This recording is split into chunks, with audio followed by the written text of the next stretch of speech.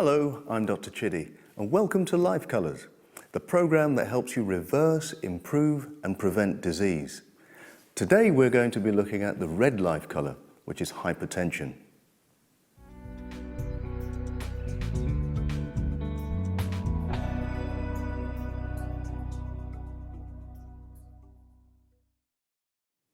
So the life colour we're dealing with today is hypertension, the red life colour. Hypertension affects about 1/3 of the population in the UK. I'm sure everybody knows somebody with high blood pressure. Maybe you have it yourself. The normal blood pressure is supposed to be below 120/80. That figure of 120/80 should be the absolute maximum that your blood pressure is at rest. What does the 120 mean? 120 means the systolic pressure.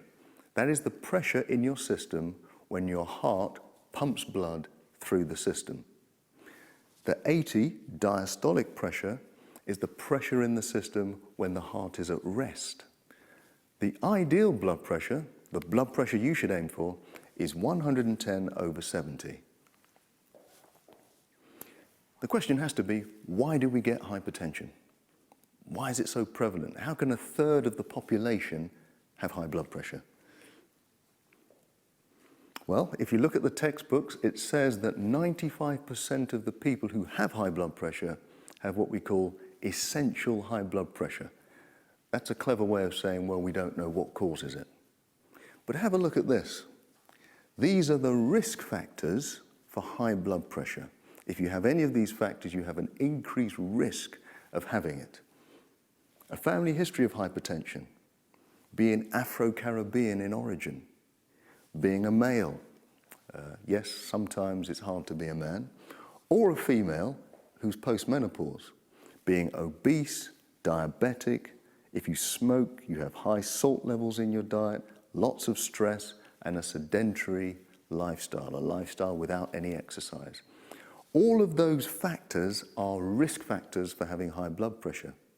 But it doesn't seem to be a great leap of imagination to understand that those risk factors are actually causes. They actually cause high blood pressure. Now, I just want to go back to the unchangeable risk factors that we mentioned. Number one, which said a family history of hypertension. Often people think that, well, maybe it runs in my family and perhaps it's genetic. Actually, that's not really true. The truth is that it's lifestyles that run in the families.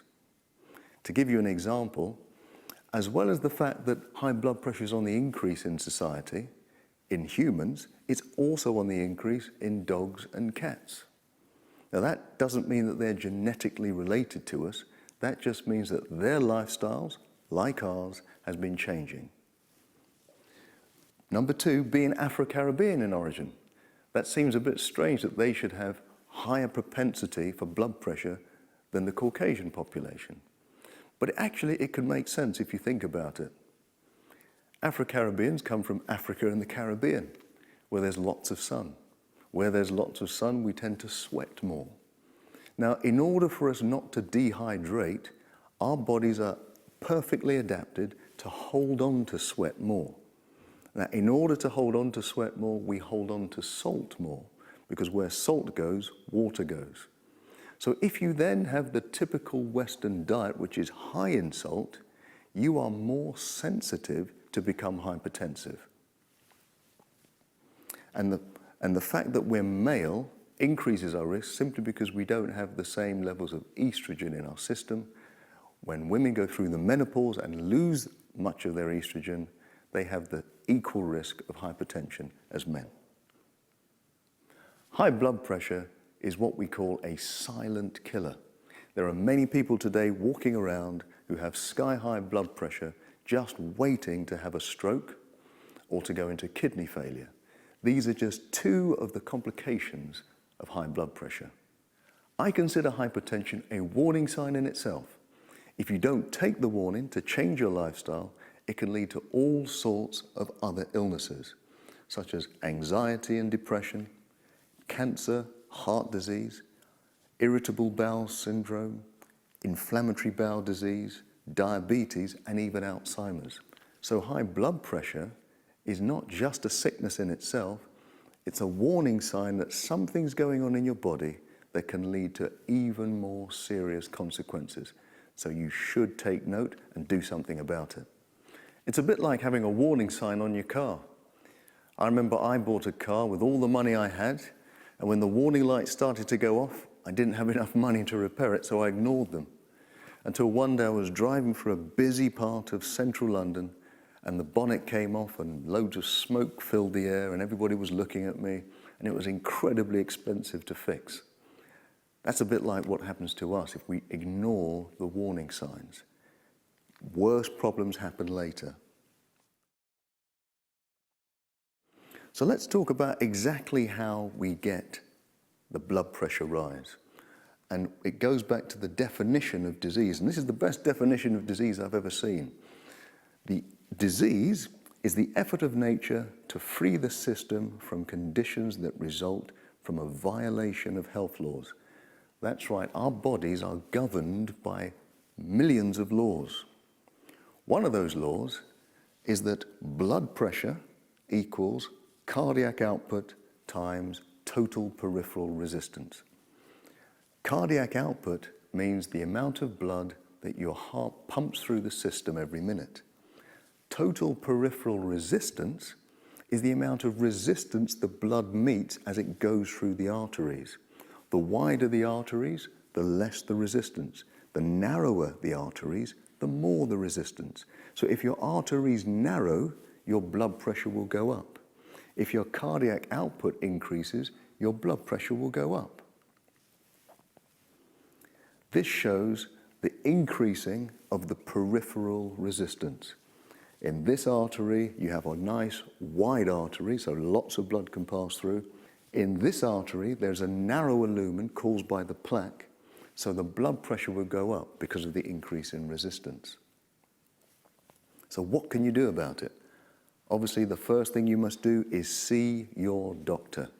Get into an agreement with your healthcare professional and work with them to lower your blood pressure. Many people say, well, I just want to get off my medication. And in the end, you should be able to get off your medication. High blood pressure medication should never be for life, but you do need to stay on it initially to make sure that your blood pressure is at a stable, safe level. You do not want to have a stroke.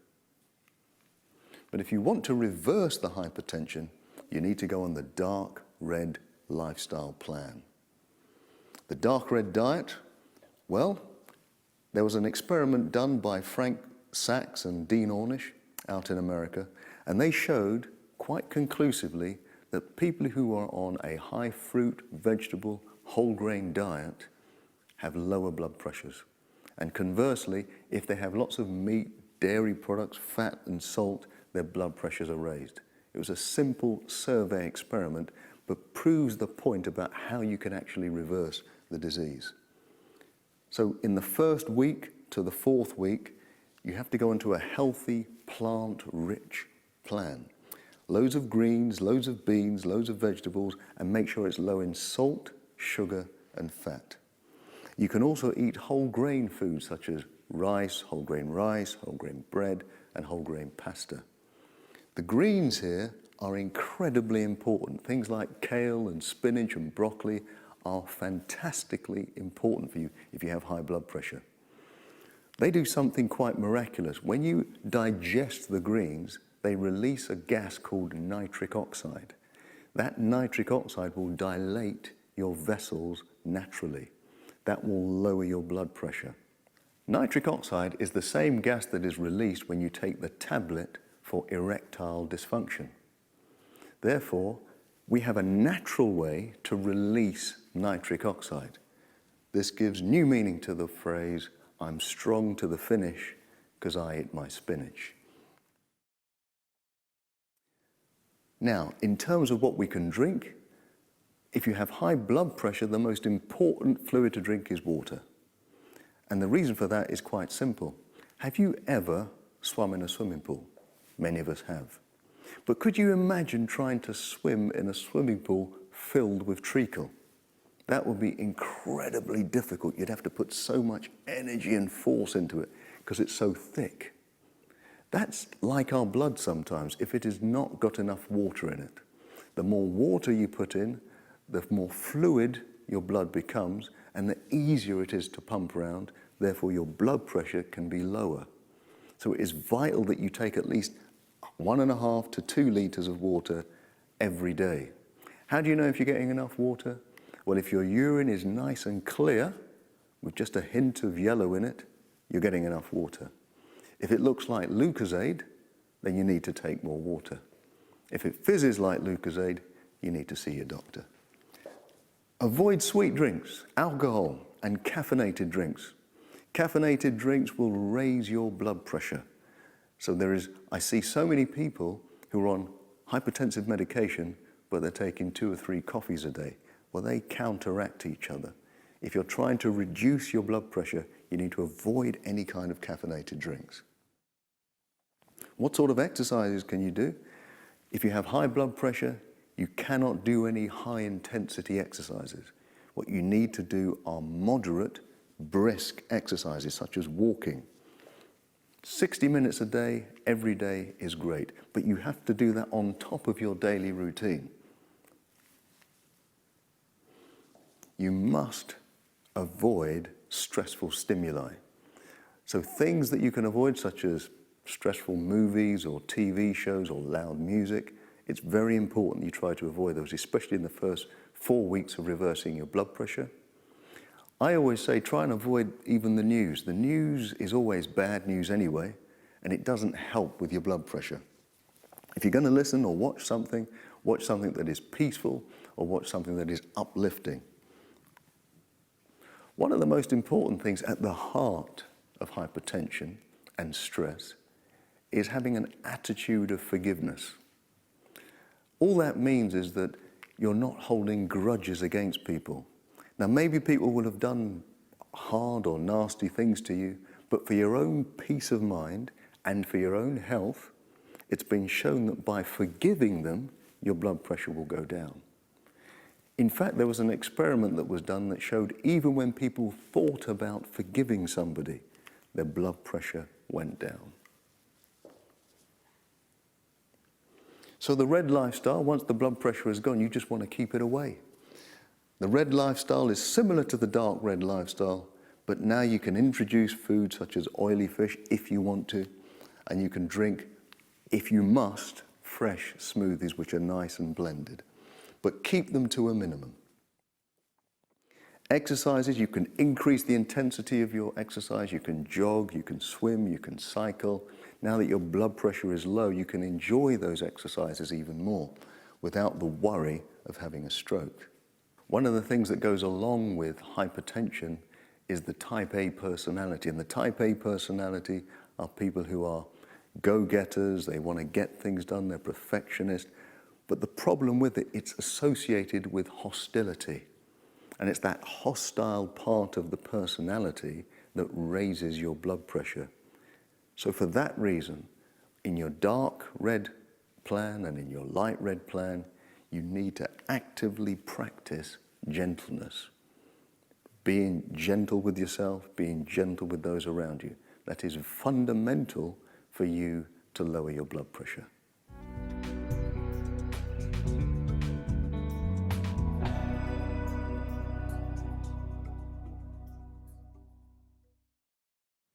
I hope the Red Life Colour program has helped you to reverse, improve, or prevent your hypertension. For more information, please see my book, Life Colours. You can also follow me on Twitter at drchiddy247. But until then, I hope you live your life with colour.